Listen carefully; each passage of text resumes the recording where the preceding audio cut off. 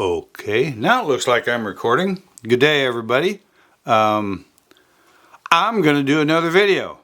I haven't done so many of late, and for that I apologize. It's just, I don't know. I hate to say, I'm reluctant to say it, knife making is hard enough, but then do videos too, there's so many things to do. And anyway, I just looked at my my YouTube channel, and I see that the last knife I did was also one of this model. And I gotta tell you, if somebody told me seriously, and I'm not kidding, I could only make one knife for the rest of my knife making career, it'd be this knife right here.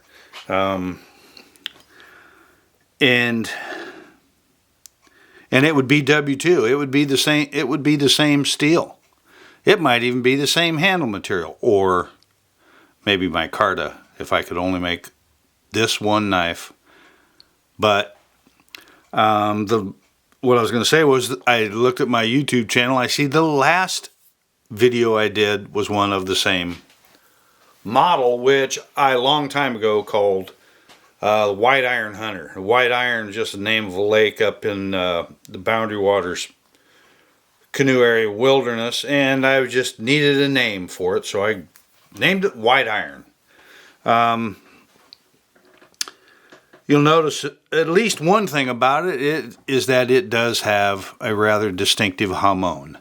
There are a couple people I've become acquainted with in the last 25 years who can dial in a Hamon and I'm getting better, but they can dial in a Hamon so specifically to be exactly what they want and get the exact results. But then there's the rest of us, and I'm getting close. I'm getting close. And a lot of guys, you'll always hear them or see them say, they want to know how you etch your Hamon. They can't get there. Well, you can't etch what isn't there. And if you want a Hamon that has some of these really distinct characteristics, transition zones, and so forth, it's about the steel. It's not about how you etch your Hamon. Because in etching, you're just revealing these transitions that are there. And to get this, there's only a couple steels on the planet practically that'll do that. And luckily enough, now this is what we've referred to for years as old ass W2, because it was snagged up by a couple people. A guy who I am proud to consider a friend is Don Hansen, who sold, I don't know, a couple tons of this anyway, right? 15 years ago, but he got down to an amount where he quit selling it, and what's left is his, right? Well, I snuck in a nice supply of this long time ago, and I've got enough to last me for a while, so I make it when I can. If the thing about the Hamon on these is because it's what we refer to as shallow hardening. And the shallow hardening is directly proportional to the amount of alloy in the steel in addition to just iron and carbon, right? This is very, very low alloy, plus the benefit is this had a nice dash of vanadium, which helps this steel with fine grain, helps it to retain a cutting edge at really thin geometries. So this steel performs as good as any, better than most, and there's been people try to duplicate it over the years and use the exact chemistry of this steel because it's so good. You guys want a decent knife with almost, come on baby, it's gonna try to focus in on here, right? There we go. Really good performance and Hamon. Get a hold of me. I can help you. I can help with that. This is some desert ironwood, but Anyway, it's the shallow hardening. It's like you're just eating soup that only has a couple ingredients in it rather than a whole bunch of stuff. So this gets hot real quick, hardens quickly, and anyway, I just kind of rambling there. I just love this stuff. And I'll go back to this knife specifically. I often seek I'm watching how this is working in the video.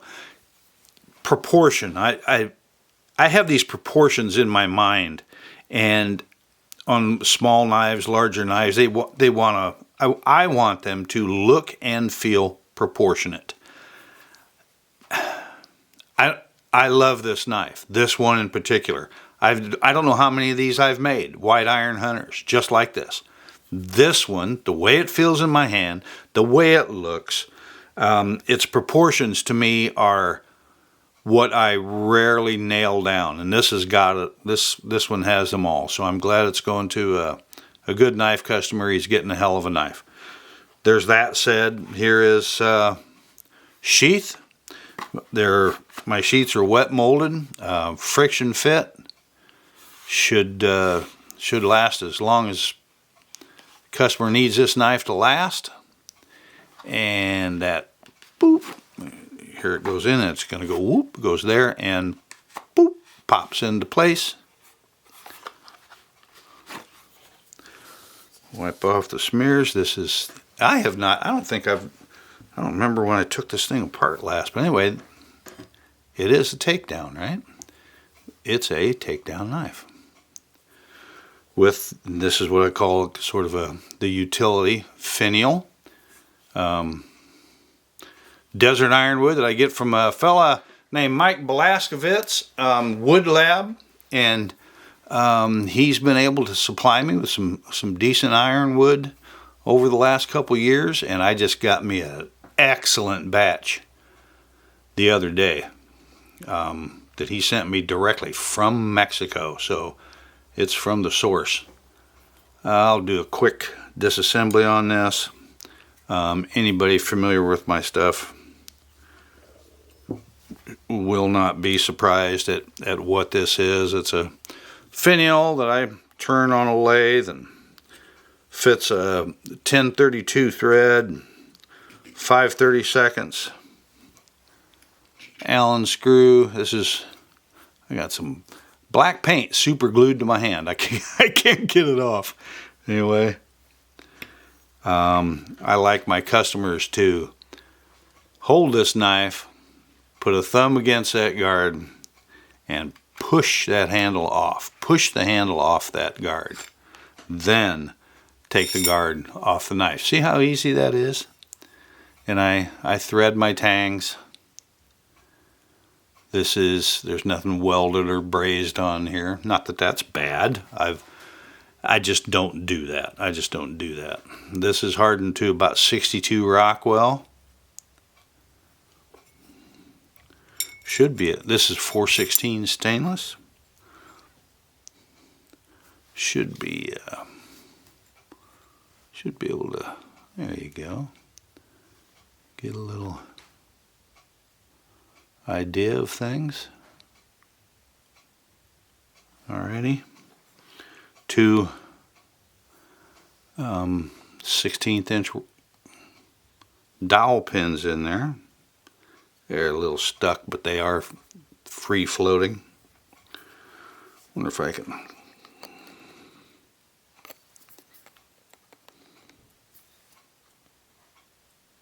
Nope, they're kind of stuck in there. Hang on just a second. Two things I want to show you.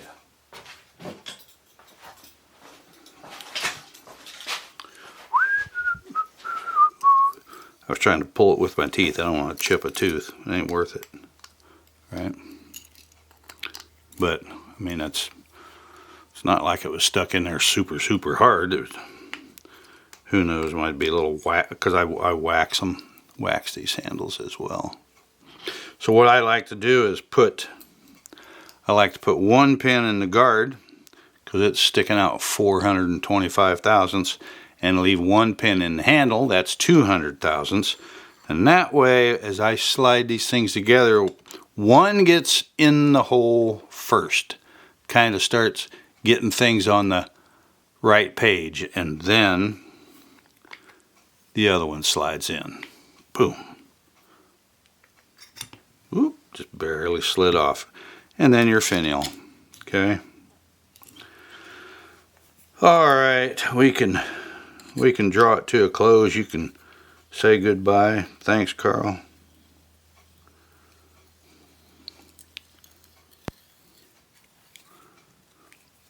And there, it's really nice and snug. Now, if you were just buying this as a collectible and you're going to set it on in your knife case, your gun case, you can take this finial and just back it off a turn.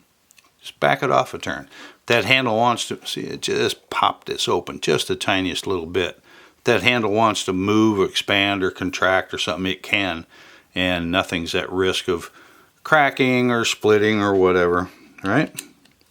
And I did want to show real quick, just set this off to the side. This is how that steel comes. This is 2 inches.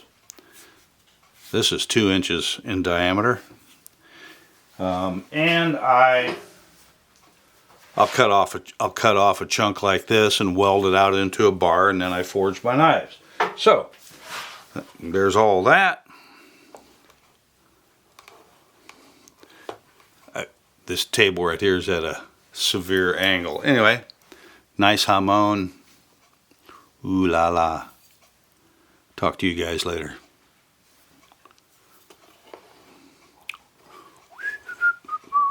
W2, the best.